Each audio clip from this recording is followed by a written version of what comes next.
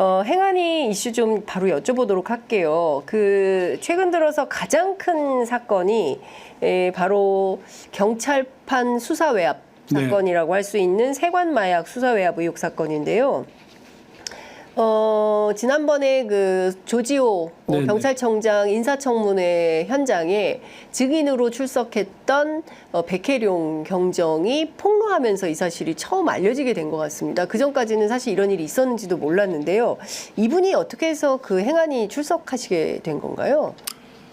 우선 경찰국 신설 이후에 경찰청 업무의 중립성, 정치적 중립성 그리고 독립성 이 문제가 끊임없이 국회라든가 국민들의 어떤 의구심이잖아요. 그래서 이번 경찰청장 청문회에 있어서도 경찰에 가해지는 그런 어떤 부당한 외압을 잘 막아낼 수 있는가 없는가 이게 청장의 인사청문회 주된 요지였습니다. 또 아시다시피 이제 경찰국 신설뿐만이 아니라 검경 수사권 분리 이후에 국민들의 어떤 이 사법적인 어떤 처벌이라든가 이 문제에 있어서 경찰의 역할들이 굉장히 커졌지 않습니까? 그런데 계속 최상병 이 사망 사건이라든가 또 이번에 이 건과 같이 계속 이 경찰에 의한 외압 그리고 수사의 어떤 이 진실 왜곡 이것들이 계속되고 있어서 그와 그때 당시에 지금 발생했던 이 마약 수사에 대한 논란을 좀 양분화 모험 등 몇몇 의원들이 좀 증인 신청을 해가지고 청문회 했었는데 조지호 청장 인사청문회가 그냥 마치 마약 수사로 그냥 이 청문회처럼 이렇게 대청동으로 굉장히 뜨거웠습니다.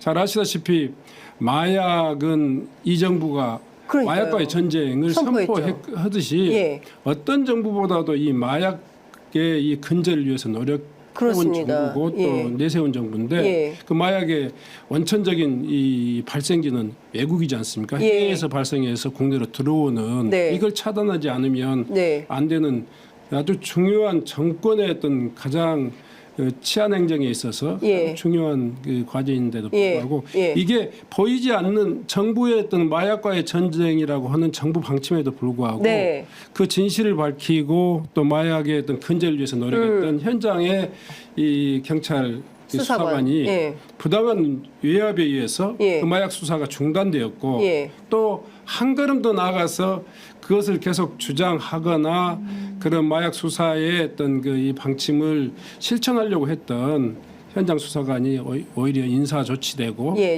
좌천되는 이 프로세스를 보면 최상병 수사 과정에서 나타났던 모든 이 요소들이 다 다시 반영돼요. 그러니까요. 마지막에는 이종호라고 하는 이 용산과 관련돼 있는 사람이 꼭 등장하는데 그것도 그냥 뜬 소문이 아니라 녹취록으로 그게 생생한 음성으로 나오잖아요. 그래서 이게 윤석열 정부 정말 이 국가기관뿐만 아니라 정권 내부의 어떤 컨트롤 능력이 있는가 하는 정도로 좀 심각한 사건이라고 생각합니다. 그렇습니다.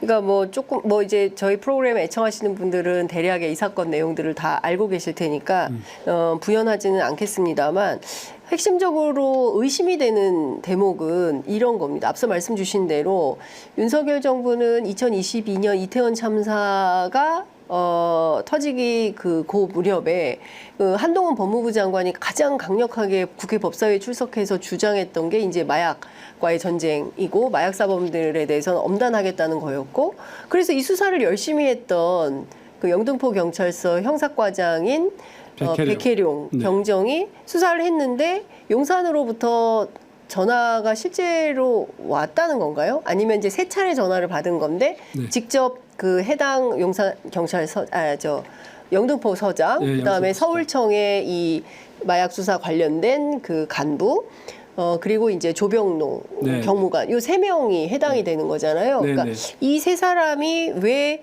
집중적으로 이 수사를 막으려고 했었을까? 그 뒤에는 누가 있을까에 대한, 그러니까 보이지 않는 손의 실체는 어딜까에 대한 궁금증이 있는 거거든요. 위원장님 어떻게 보십니까? 아직까지 저희들이 지금 계속 추적하고 있고 자료를 요청해서 네. 지금 노력하고 있고요. 예. 이제 가까운 시일 내에 아마 청문 과정을 통해 가지고 좀 더 깊이 들여다볼 건데요. 네.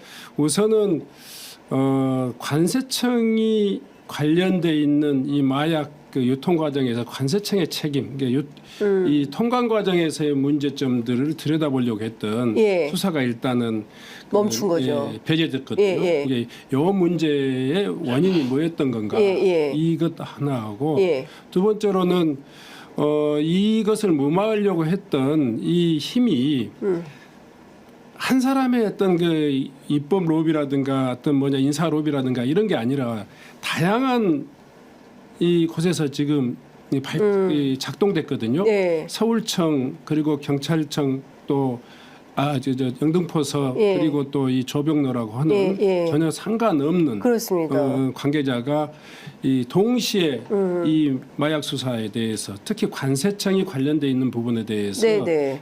빼달라 예. 이렇게 이야기했는데 예. 이 부분이 이 그냥 개인적인 청탁이 아니라 예. 어떤 구조적인 보이지 예. 않는 손에 의해서 예. 작동된 내용이 아닌가 이런 생각이 듭니다. 그 오늘 아침 노컷 뉴스 보도로 또 확인이 된 게 그 조병로 경무관이 이 백혜룡 경정과의 통화 내용에서 용산에서 또 전화가 왔어요. 이제 이런 말을 한 걸로 확인이 좀 되고 있어요. 네네. 그러니까 그러면 백혜룡 경정도 용산에서 직접 전화를 받았나?라는 그 좀 판단이 좀 드는데 실제 그런 정황도 있는 겁니까? 백혜룡 경정은 예. 최초에 이제 영등포 경찰서장에게 용산이 관심 갖고 있고 굉장히 좀 불쾌하게 생각하고 있다. 이런 이야기를 했었는데 이 조병로 이 경무관하고 통화할 때는 용산이라는 이야기를 하지 않아요. 그냥 그 상부에서 여러 가지로 이렇게 이 관심을 갖고 있어서 굉장히 힘듭니다. 이런 정도의 이야기를 하니까 그럼 용산에서 또 이 전화가 왔어요라고 이렇게 했다는 겁니다. 그게 이제 백혜룡 경장의 이야기인데 청문회 나와서는 조병로 경무관이 나는 그런 적 이야기 한 적이 없다. 그게 좀 백 경장이 지금 거짓말을 하고 있는 거다. 좀 아주 확신에 찬 이야기를 했단 말이에요.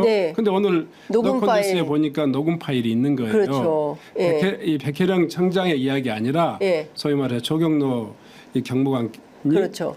용산 이야기를 본인이 한 거죠. 그러면 이거는 증감법에 따라서 조병로 경무관 처벌 대상 용산 이야기를 언급한 영등포 서장하고 또 용산 이야기를 무망간에 툭 튀어나온 이야기거든요. 그렇죠. 언급결에 그냥 용산에서 전화 왔어요라고 하는 용산에서 또 전화 왔어요? 이렇게 그 이야기는 서울청의 생활안전부장 이 조경로가 이 전혀 별개의 전화를 통해 가지고 용산을 같이 언급을 했단 말이에요. 그러니까 백혜룡은 이게 용산의 심각한 관심 사항이구나 스스로만 생각했다는 거예요. 자기가 이야기한 게 아니고 이런 것들을 가지고 지금 오히려 이제 경무관은 그걸 백경장의 애곡이다 그러는데 오늘 보도로 보면 저도 이제 현장에서 청문하는 과정에서 계속 신문하셨죠. 백혜룡 청장이 거짓말을 한 게 아니라 조경로 경무관이 지금 오버해가지고 지금 없는 이야기를 변명하려다 보니까 오히려 지금 자기의 실상을 드러내고 있다 이렇게 느꼈어요. 그렇구나.